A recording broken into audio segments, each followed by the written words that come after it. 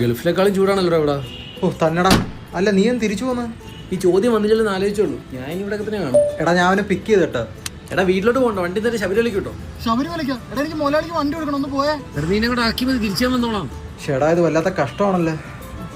ശരി എടാ ഈ മലയ്ക്ക് പോകണമെങ്കിൽ വ്രതം എടുക്കണ്ടേ? എടാ വ്രതമൊക്കെ എടുത്തേക്ക്, എനിച്ചൊന്ന് മാലയിട്ട് കയറിയാ മതി. ഇപ്പോഴേ എത്തിച്ചാണല്ലേ അളിയ. 24 മണിക്കൂർ അമ്പലം എന്ന് പറഞ്ഞ് നടന്നിരുന്ന അച്ഛൻ കിടപ്പിലാപ്പ് നിർത്തിയടാ ഈ ദൈവവിശ്വാസം. അളിയ മലയ്ക്ക് പോയാൽ മൈൻഡൊക്കെ നോക്കിയാവും. നീ എൻ്റെ കൂടെ വാ.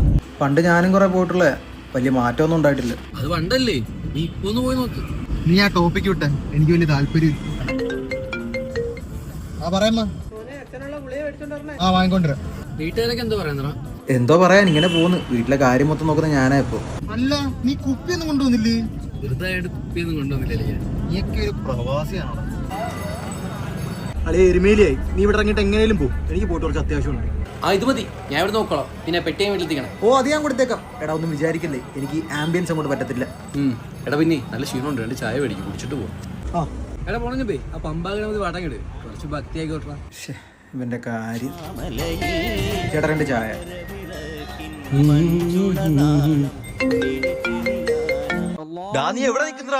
എടാ ഞാൻ എന്താ എരുമേലി എത്തി. എരുമേലിയാ? നീ അവനെ പിക്ക് ചെയ്താ? എടാ ഞാൻ അവനെ എയർപോർട്ടിൽ നിന്ന് പിക്ക് ചെയ്തു. അവൻ ഒരിക്കലും ഇല്ലാത്ത ശബരിമല പോണോന്ന്. അങ്ങനെ ഇങ്ങോട്ട് വന്നേക്കോ. എടാ നീ എന്തൊക്കെയാണ് പറയുന്നത്? ഹരിയാനോ എയർപോർട്ടിൽ എത്തിയതേ ഉള്ളൂ. നിന്നെ കിട്ടാത്തോണ്ട് എന്നെ കിടന്ന് വിളിക്കുന്നത്. നീ പോയി പിക്ക് ചെയ്യ്. എടാ നീ ഇതെന്തൊക്കെയാ പറഞ്ഞത്? അവൻ എന്റെ കൂടെ ഉണ്ട്.